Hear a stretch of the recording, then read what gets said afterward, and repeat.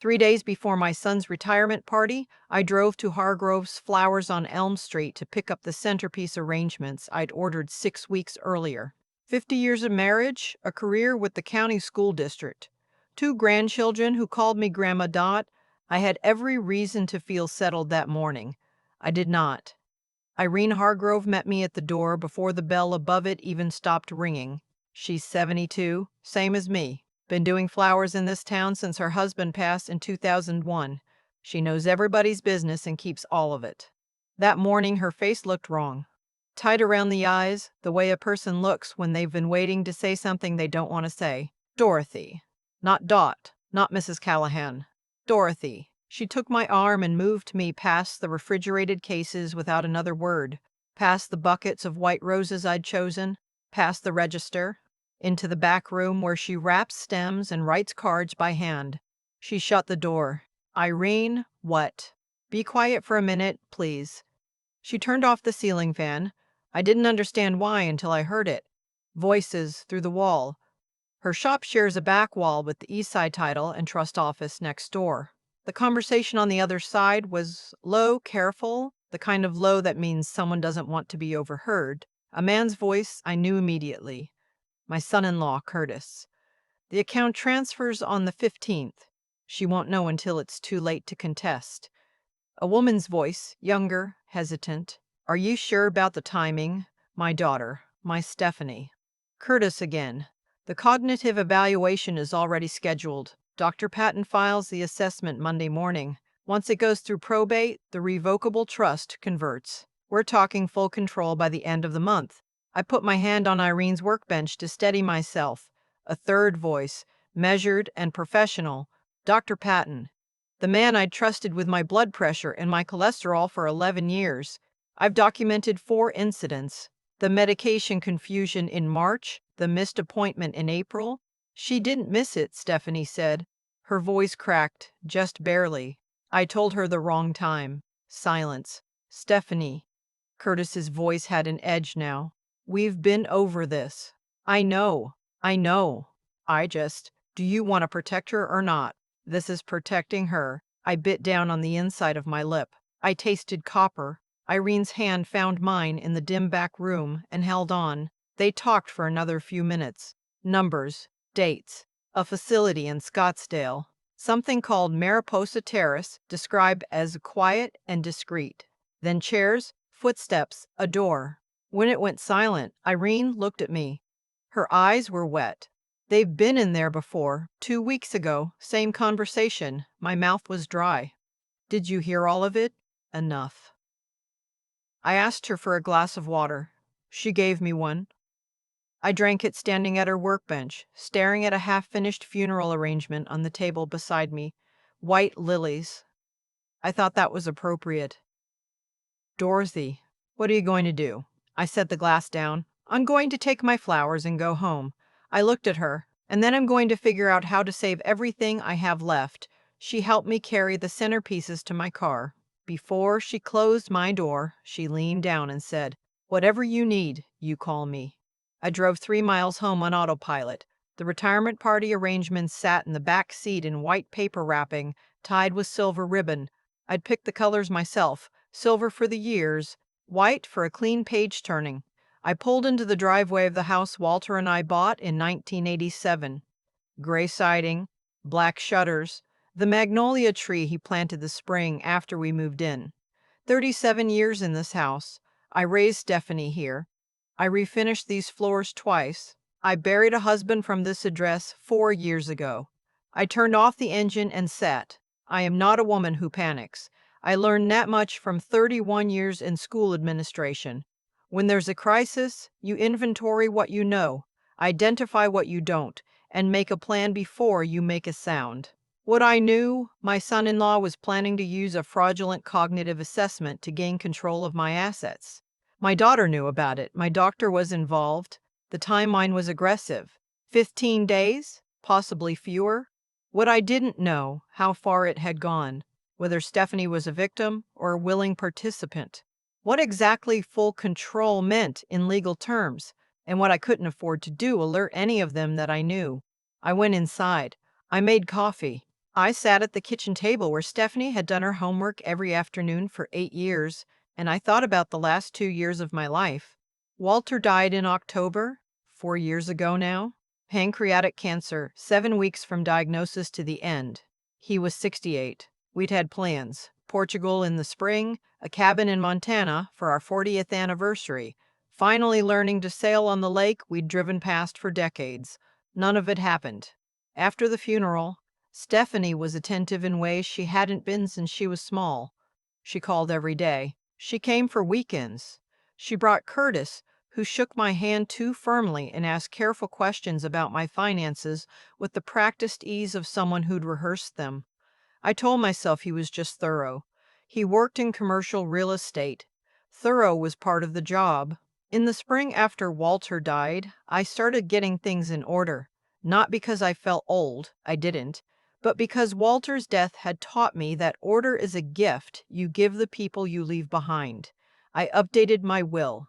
I made Stephanie my primary beneficiary. I established a revocable living trust so the house and my accounts would transfer without probate. I told my daughter all of this. She seemed relieved.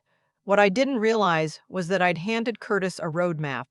The changes were gradual. A year after Walter's death, Curtis started coming to my medical appointments with Stephanie.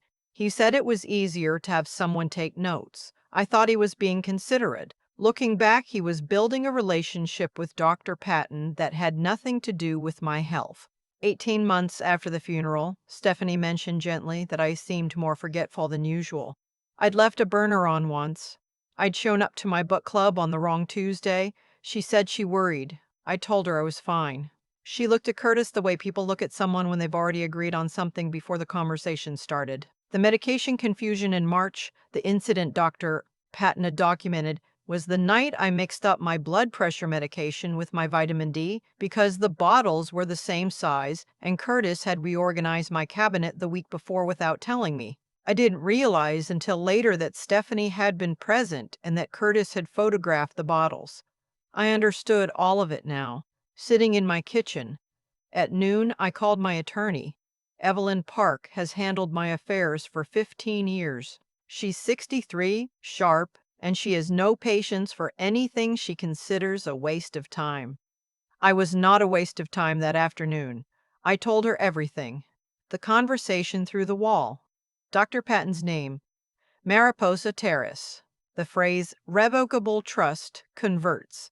She asked me to say that last part again, and she typed while I did. Dorothy. She spoke carefully. What you've described is elder financial abuse. If Dr. Patton files a fraudulent cognitive assessment, and if Curtis is listed as a successor trustee on your current trust documents, this could move very fast. How fast? If the assessment goes in Monday and isn't contested, you could lose control of the trust assets within 2 weeks. The house, your retirement accounts, your investment portfolio. I had managed the school district's budget for 12 years. I knew what the numbers meant. The house alone was worth $480,000. The trust held another $340,000 in liquid assets, a school board pension that paid monthly, Walter's life insurance, still untouched in a separate account. Can we stop it? Yes, but we have to move before Monday. I need to file for an emergency protective order to freeze any changes to the trust. I also need an independent cognitive evaluation on record before Dr. Patton's assessment reaches the court. How much time do we have? If today is Thursday, 72 hours. Maybe less. I thanked her. She told me not to thank her yet. I spent the afternoon at my desk making calls I didn't want to make. Evelyn had given me the name of an investigator she'd worked with, a man named Clifford Moss, recently retired from the Arizona Attorney General's office, Fraud Division. I reached him at 4 o'clock. He agreed to meet me that evening. At 6, I sat across from him at a diner 2 towns over. He was 67, thick through the shoulders, with reading glasses on a cord around his neck and a yellow legal pad on the table. He wrote in pencil. No laptop, no recorder. Tell me about your son-in-law, he said. I told him what I knew. Commercial real estate consultant, 14 years of marriage to my daughter, a charm that worked well at dinner parties and not as well when you watched it long enough. Clifford wrote and asked quiet questions. Your daughter, he said finally. How much do you think she knows? I looked at my coffee. I don't know. And that's the honest answer. He nodded like that was the right one. I'll need access to financial records, anything connected to your trust, the name of your bank, your broker, your accountant. My accountant is Norbert Fisk. He's been with me for 20 years. He doesn't know any of this. Call him tonight, before 9. I'll start on Curtis's background first thing tomorrow. He leaned forward. Mrs. Callahan, in my experience, men who build schemes like this don't build them in one place. If he's doing this to you, there's something behind it. Debt. A deal gone bad. Something he needs that money for. I'll find it. I drove home in the dark. The house was quiet. I stood in the kitchen and called Norbert and told him just enough that I believed my trust was being targeted and that I needed him to flag any authorization requests or transfer attempts immediately. He said very little. Then he said, I'll be at my desk at 7 tomorrow morning. Call me as soon as you're up. I didn't sleep. I lay on top of the covers and stared at the ceiling fan and listened to the house. At some point, I picked up the photograph on Walter's nightstand, the one from our 25th anniversary, the two of us on the front porch, Stephanie at 17 making a face in the background. And I talked to him the way I have since he died. I told him what was happening. I asked him what he would do. The ceiling fan turned slowly. I already knew what he would do.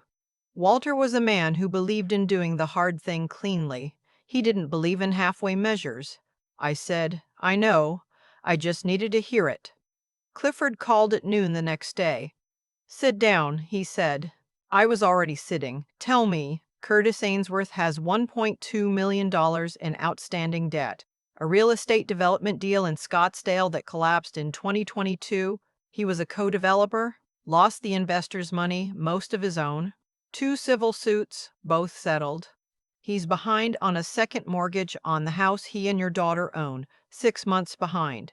The house I'd helped them with the down payment on. Go on. The development partner he owes the most to, a man named George Trumbull, has been escalating collection efforts since January. I found 3 letters in court filings. He paused. There's a deadline. Curtis owes Trumbull $400,000 by August 1st. That's 38 days from now. August 1st. The retirement party was June 28th. The cognitive assessment was scheduled for Monday. The trust transfer was supposed to happen by the 15th of July. He's using my assets to pay his debts, I said. Yes. I closed my eyes. 38 days. That's what my life was worth to him. 38 days and $400,000. There's more, Clifford said. I ran Dr. Patton's record. I pressed the phone against my ear. 2 prior complaints with the Arizona Medical Board, both dismissed. One in 2017. A patient's family alleged he fabricated a dementia assessment to support a guardianship claim.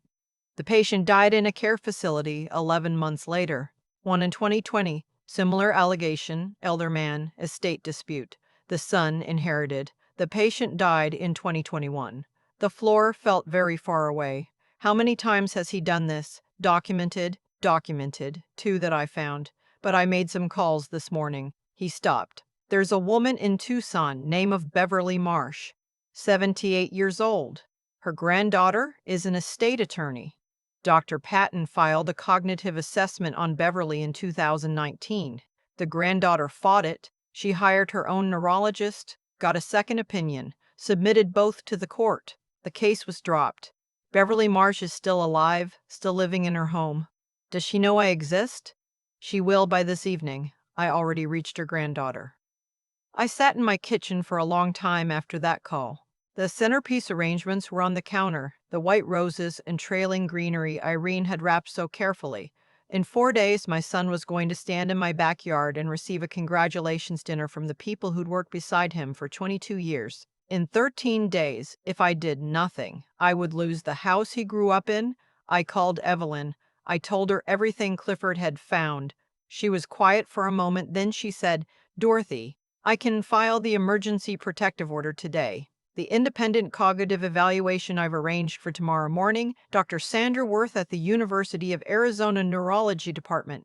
She's done 3 of these for contested cases. Her assessments hold up. What about the party? Another pause. What about it? I thought about the moment clearly, the way I have learned to think about hard things since Walter died. The retirement party was in the backyard. The whole family would be there, including Curtis, including Stephanie, including my son, who knew nothing about any of this, who had spent 22 years as a water resources engineer for Pima County, and who deserved to celebrate that on a Saturday afternoon without his sister being led out in handcuffs. But the trust transfer was set for July 15th. Evelyn's protective order would freeze it. The real danger wasn't the party. The real danger was what happened after. Curtis discovering the freeze and moving money somewhere I couldn't reach before the courts caught up. "We do it at the party," I said. Evelyn was quiet. "Not for drama," I said, "because it's the only moment I can guarantee everyone is in the same place at the same time. Curtis won't be on guard. My son will be there, and I'll have witnesses. Dorothy, if you do this at your son's retirement party." "I know." I looked at Walter's picture on the bookshelf. "I know what it costs. Do it anyway." The independent evaluation was Saturday morning. Dr. Worth was efficient and kind. She tested my memory, my executive function, my processing speed, my language retrieval. She asked me to draw a clock, to name as many animals as I could in 60 seconds, to repeat a sequence of words after a delay. I scored, she told me at the end, in the top 15% for my age group. She would have the report to Evelyn by Sunday morning. I went home and made a grocery list for the party food I was already pretending I still needed to buy. Stephanie called at 2. Her voice was careful. "Everything okay, Mom?" "Fine," I told her, "just tired. I'm looking forward to Saturday." She said she was too. I thought about what Rose's equivalent, in my life that was Norbert, had found in Curtis's desk. The morning Clifford called me back with the Trumbull debt details, Norbert had sent me a photograph. He'd been at my house that Friday fixing a plumbing issue I'd asked him to oversee. In Curtis's jacket pocket, left on my coat rack, Norbert had seen an envelope fall. He'd read the return address. George Trumbull Properties, Phoenix, AZ. He'd slid it back and said nothing until he called me that afternoon. One piece of paper with a number and a date. I had it printed and in a folder in my kitchen drawer. Saturday came in bright and hot, the way June mornings come in southern Arizona. 91 degrees by 9. The kind of day that drives people inside until 4 in the afternoon, which is exactly when I'd scheduled the party to begin. I dressed carefully. Navy linen dress, the pearl earrings Walter gave me for our 30th anniversary. I looked at myself in the mirror for a long moment. My son Alan arrived at 3 with his wife to help set up. He's 51, broad-shouldered, with Walter's laugh. He hugged me in the kitchen and said, "You didn't have to do all this, Mom." I told him every bit of it was my pleasure, which was entirely true. Guests arrived at 4, 40 people, colleagues and neighbors and friends who'd watched Alan grow up. Evelyn came. Clifford came. I'd arranged with them the day before. They were to position themselves near the gate by 5:30. Curtis arrived with Stephanie at 4:15. He was in khaki linen and a blue shirt, relaxed, sociable, shaking hands. Stephanie looked pale. She'd looked pale the last 3 times I'd seen her, and I told myself it was the heat. At some point in the early evening, Curtis touched my arm. "Dorothy, you look wonderful. Retirement suits you." He smiled. "You should think about it yourself someday." "Maybe soon," I said. He had no idea. At 6:30, Alan's supervisor made a short speech. Alan responded, embarrassed and gracious. "My son is not comfortable being celebrated. He gets that from Walter, too." The MC, my neighbor's eldest, who'd done this for Alan's Eagle Scout ceremony 30 years ago, handed me the microphone just after 7. I looked out at the backyard, the magnolia tree Walter planted, the folding tables with the centerpieces Irene had made. 40 faces looking back at me, people I had known for years.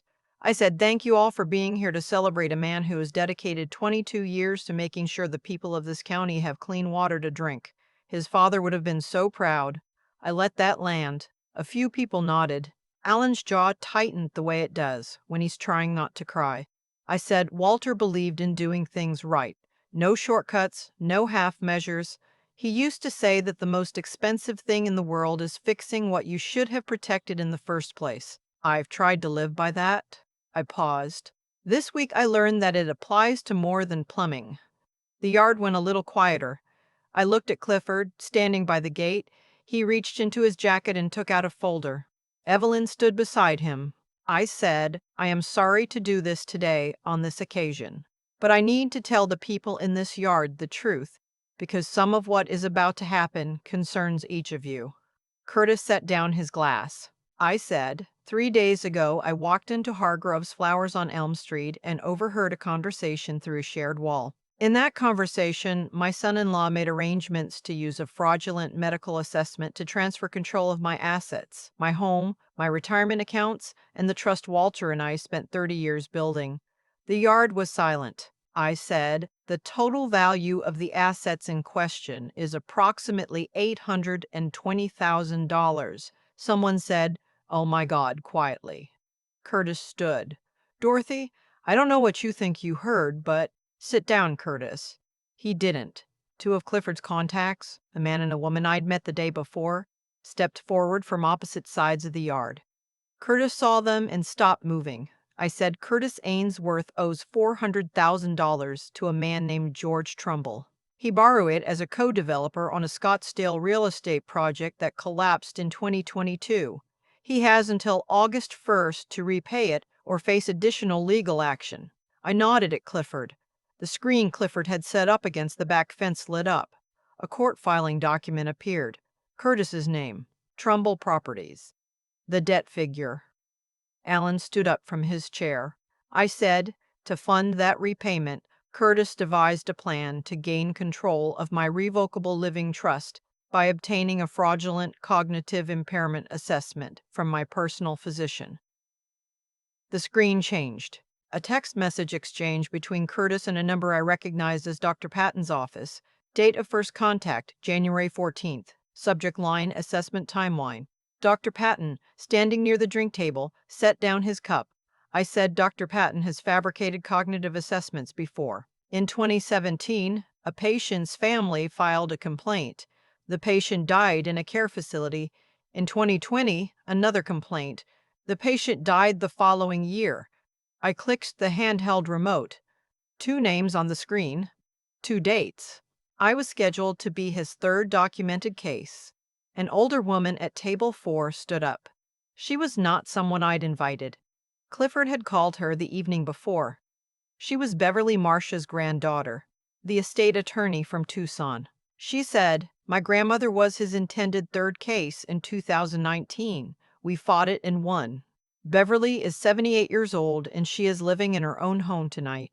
The yard erupted, not in shouting, in the particular sound of 40 people drawing breath and turning to look at Curtis Ainsworth. I said quietly into the microphone, the emergency protective order freezing my trust assets was filed on Friday morning. My independent cognitive evaluation conducted by Dr. Sandra Worth of the University of Arizona found no evidence of impairment. I scored in the top 15% for my age. I paused. Dr. Patton's assessment will not be accepted by any court. Dr. Patton walked toward the gate.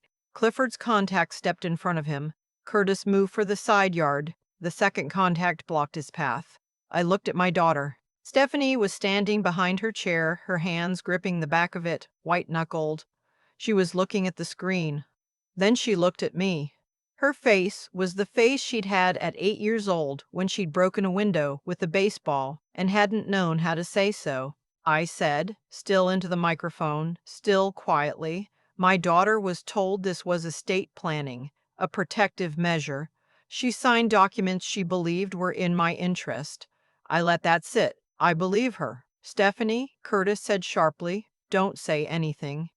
Alan stepped toward Curtis. His voice was very flat. I would stop talking. 2 officers in plain clothes, seated as guests since 4 o'clock, rose and crossed the yard. Curtis Ainsworth, you are under arrest for financial exploitation of a vulnerable adult, conspiracy to commit fraud, and elder financial abuse. He said, you can't do this. He said, Dorothy, I was trying to help you. He said, Stephanie, tell her. The officers moved him toward the gate.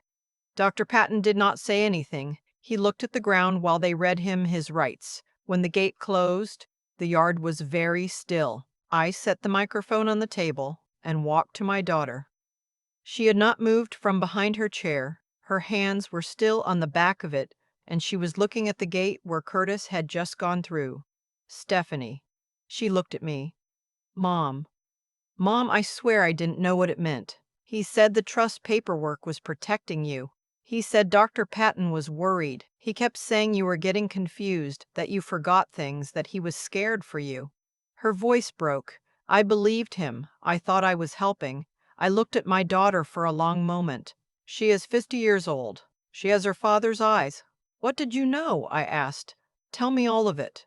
She told me. Not everything that night, some of it came out over weeks, but enough.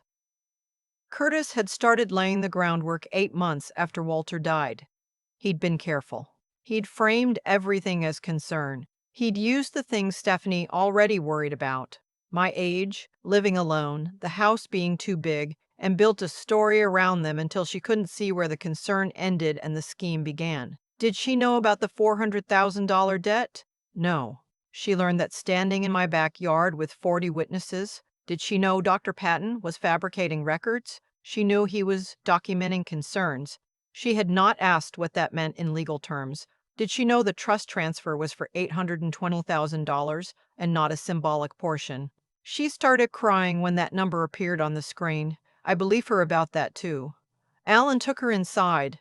I stayed in the backyard with Evelyn and Clifford and my neighbors, who were quietly stacking plates and not making eye contact with each other. Evelyn put her hand on my shoulder. The protective order is solid. The accounts are frozen. We'll be in front of a judge Tuesday morning. Clifford said Curtis won't make bail easily with the fraud charges and the civil debt outstanding. Trumbull's attorneys will be very interested in what just happened. I nodded. I thanked them both and meant it. Alan's wife found me by the magnolia tree at 9:30, after the last guest had gone. She put a glass of water in my hand and didn't say anything. I appreciated that more than I could have told her. Alan came out at 10. He stood beside me under the tree his father planted and said, I didn't know any of this. I know. Why didn't you tell me before? Because it was your retirement party. He laughed. It was a strange sound under the circumstances, short and helpless. Then he said, Are you okay? I thought about that. I will be. The months that followed were quiet in the way that follows a storm. Not peaceful exactly, but still. Curtis was formally charged in August. 3 counts: financial exploitation of a vulnerable adult, conspiracy to commit fraud, and elder financial abuse. His attorney entered a not guilty plea. The trial was scheduled for the following spring.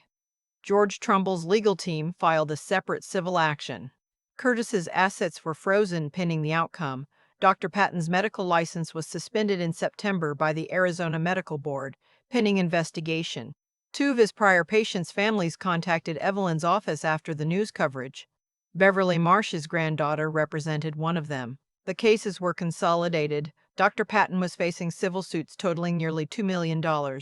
He resigned his practice in October. Stephanie was not charged. The prosecutor determined she had been manipulated and had no knowledge of the actual fraud structure. She retained her own attorney regardless. She repaid the $12,000 Curtis had run through a joint account in the months prior, which Norbert had flagged in the audit.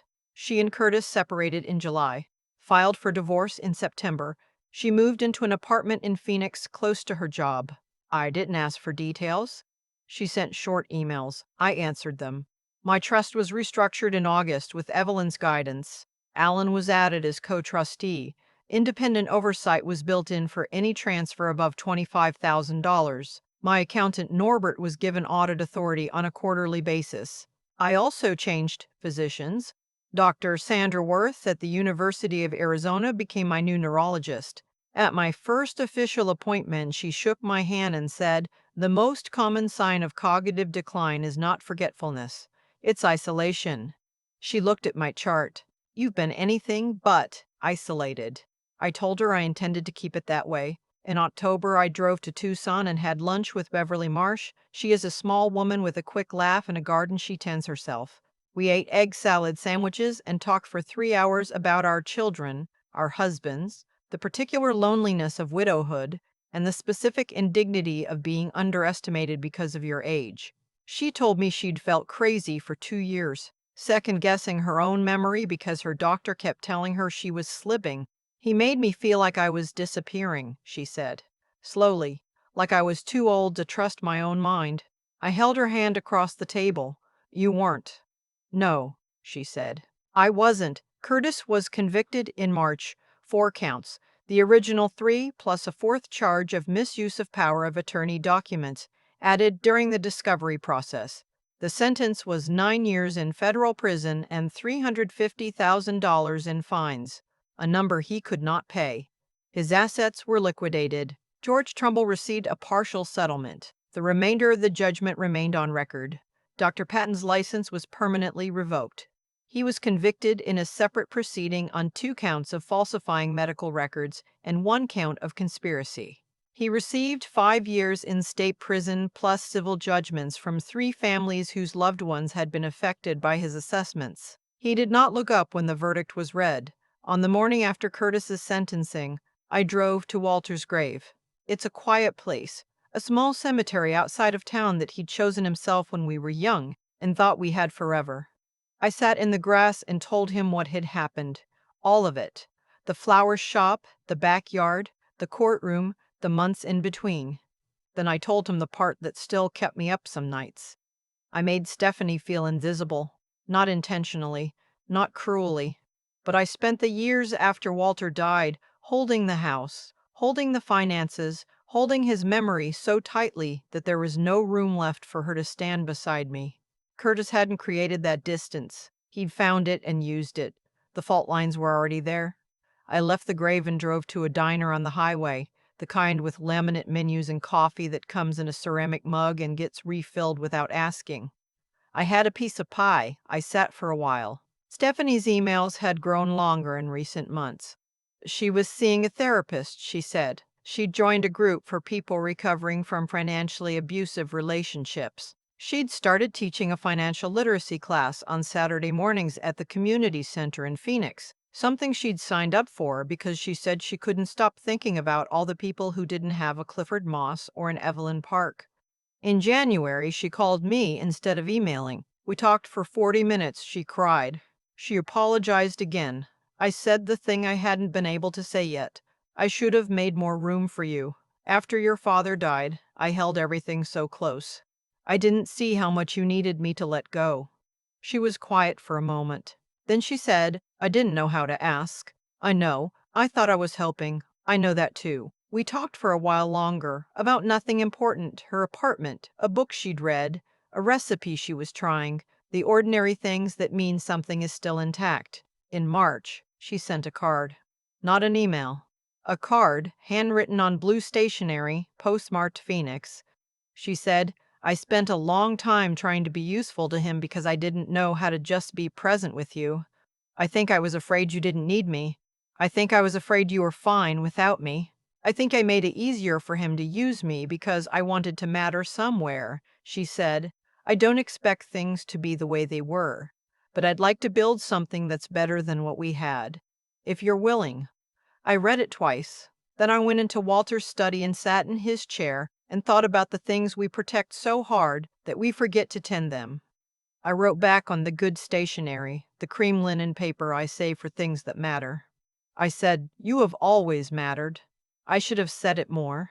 I should have put down the ledgers and the legal files and the board meeting minutes and simply told you that. I am sorry for the years I was present in the house, but absent in the ways that counted. I said, come for dinner. The magnolia is blooming. I'll make your father's chicken. She came in April. She pulled into the driveway on a Saturday and walked up to the door, and when I opened it, she looked older than she used to and also like herself in a way she hadn't for a long time. We sat on the front porch. We talked until the sun went down behind the neighbor's roof. We didn't fix everything. Some things don't get fixed. But we sat together in the same place at the same time, voluntarily, without anything to gain, and that was more than I'd had in 2 years. That night, after she left, I stood in the backyard under the magnolia tree. The June air was warm. The house was quiet. The yard where 40 people had stood watching my son-in-law get arrested was just a yard again, with chairs stacked in the corner and the string lights still up because neither Alan nor I had gotten around to taking them down. I thought about the morning in Irene's back room. The moment I heard my daughter's voice through the wall and the world changed. I thought about Walter, about the clock you can't wind backward, about the years I gave to the budget reports and the school board votes, and the careful management of everything except the one thing you can't manage. Time with the people you love while you still have it. There is no version of this story where I feel victorious. Curtis is in prison. Dr. Toria. Patton lost everything. My assets are protected. All of that is true. But I still lost 2 years to a scheme I should have seen coming. And the reason I didn't see it was that I'd already lost my daughter to the slow drift of my own inattention. He didn't manufacture that. He just found it. I am not a woman who wallows. But I am a woman who learned something, and the least I can do is say it plainly. Whatever you are protecting so carefully, the house, the legacy, the trust fund, the company your late husband built, none of it matters if the person who should inherit your heart feels like a stranger at your table. Don't let the ledger replace the conversation. Don't let the careful management of everything crowd out the careless, irreplaceable hours of just being someone's mother. I found that out the hard way, in a flower shop on a Thursday morning, 37 years into a life I thought I understood. Start earlier than that.